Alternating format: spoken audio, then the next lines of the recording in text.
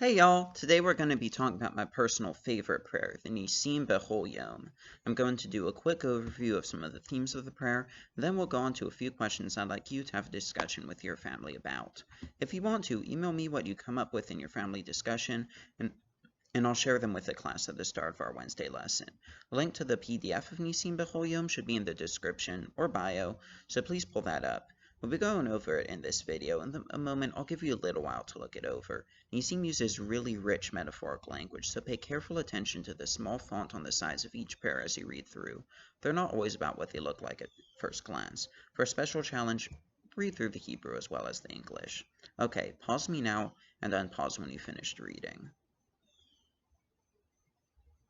Alright, if you finished reading through, let's get started. We're going to start with the title, Nissim B'Chol Yom, which in English means for daily miracles. Think about a miracle for a second. You're probably thinking about something like the crossing the Red Sea, the oil that burned for 8 days, the burning bush, something that's absolutely different from our normal lives, something that by definition isn't daily. So what does it mean when we talk about daily miracles? Let's look at one of these prayers for a bit of guidance. So right on page 1 of our PDF, there's a prayer for opening the eyes of the blind, which seems straightforward and miraculous, but is really just a prayer of thanks for vision in general. Same deal for another prayer, 2 down from that one, thanking God for lifting up the fallen. Is that a prayer for raising the dead? It sounds like it, right? No, it's a prayer for allowing us to rise to the new day. Just as an interesting by the way there, you might notice that sleep gets compared to death here.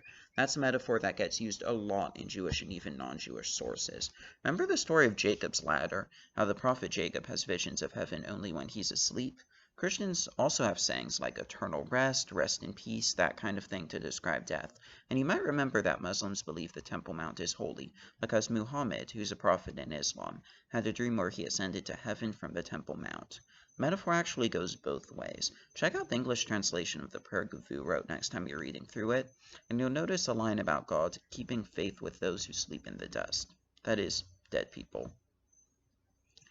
But let's get back to the point here, which is Nissim talks about everyday blessings as though they're miracles, and talks about things we take for granted, seeing, getting up in the morning, being able to move, as gifts from God, and that does 2 things that are really, really cool.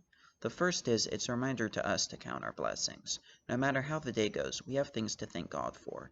Now remember that the things you thank God for are also the things that you're happy about.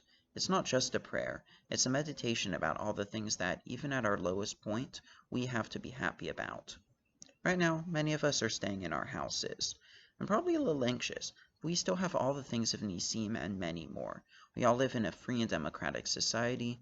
We all have good friends and loving family that we know are there even if we can't always interact in person.